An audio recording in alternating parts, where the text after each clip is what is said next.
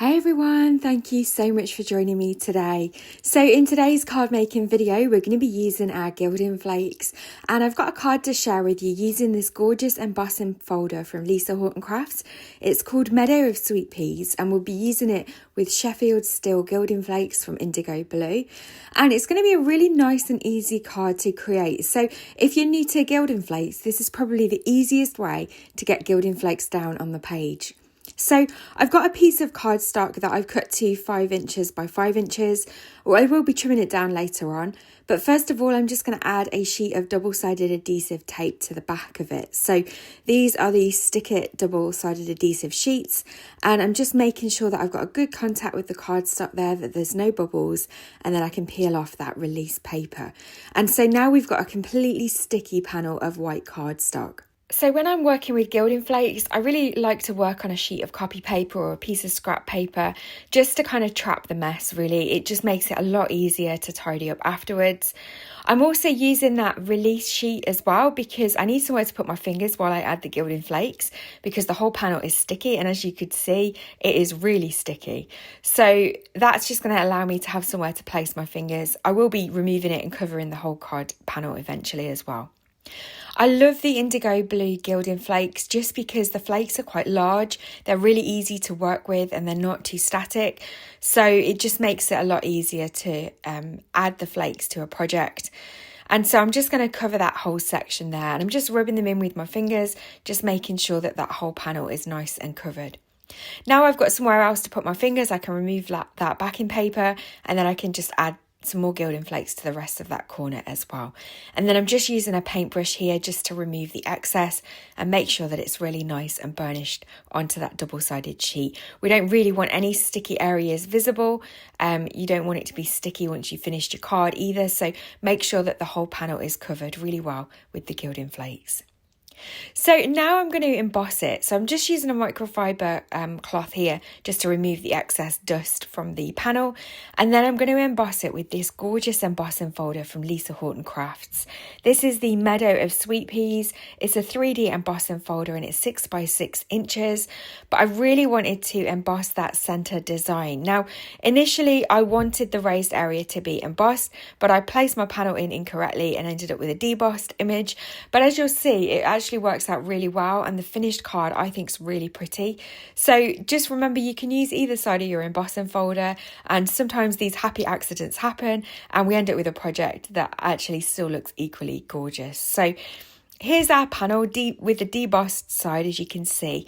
And actually for the technique that I'm going to use today, it does make it a little bit easier to have the debossed image. So yeah, maybe it worked out in my favour. I'm going to be using some stencil butters today from the Crafters Workshop. So I've got this gorgeous turquoise stencil butter, and I'm also going to be using Eggplant. And I'm just going to use my finger to apply some of this stencil butter to the embossed panel. So I was going to just use the lid, but it didn't quite take off enough of the excess from my finger. So again, I'm using that scrap of paper that I've got, and I'm just making sure to lightly add the stencil butter just to the raised areas. I do find using my finger just gives me a little bit more control, but of course you could use a sponge dauber or a flat blending tool to help you apply this if you don't want to get your fingers messy, or you could just put a glove on and then do it that way.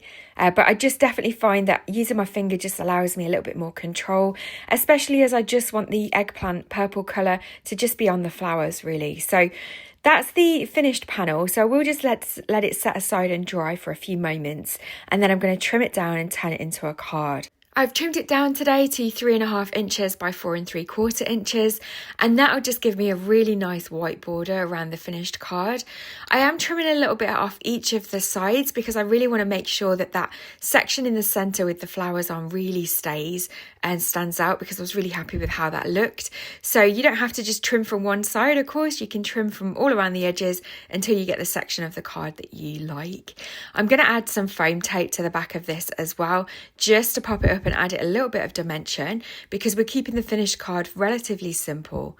I'm just going to peel off the backing tape now and then line that up nice and centrally on my card front. For a sentiment today, I'm going to be using one of these strips from the So Many Sayings stamp set from Concord and 9th. I die cut and stamped a whole load out, so I've got a nice collection ready to go. And this one just says, "So grateful for you." I've white heat embossed it on black cardstock and then used the coordinating die to cut it out. And I'm just going to pop that up in the centre of the card using some foam squares. And that just adds a little bit of extra dimension. The foam squares that I'm using are from Gina K Designs, so they've not got too much dimension, but they just pop it up enough for it to stand out on the card. I'm going to add a few flat back sequins from A Colourful Life Designs. This is the matte black card bling, and I'm using a wax pickup pencil there to make it easier to apply them. And then that is the finished card for today.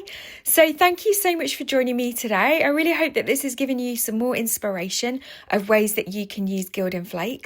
This is a really great way of using them if you're new to using Gilding Flakes. It's just a really easy technique to give it a go. So don't forget to dig those flakes out and give it a try. Use it with a variety of different embossing folders, and of course, depending on the colour flakes that you use and the stencil butters that you apply on the top, you'll have a lot of different effects. You can of course use other products such as Luna Paste, so use what you've got in your stash. As you can see, there's so much gorgeous shine on this card. I really love how it turned out. All the products that I've used will be linked in the description box below as always. Don't forget to hit the thumbs up button if you've enjoyed this tutorial, and don't forget to leave me a comment. And if you'd like to see more from my channel, then please don't forget to subscribe, and I'll look forward to seeing you in the next video. Take care.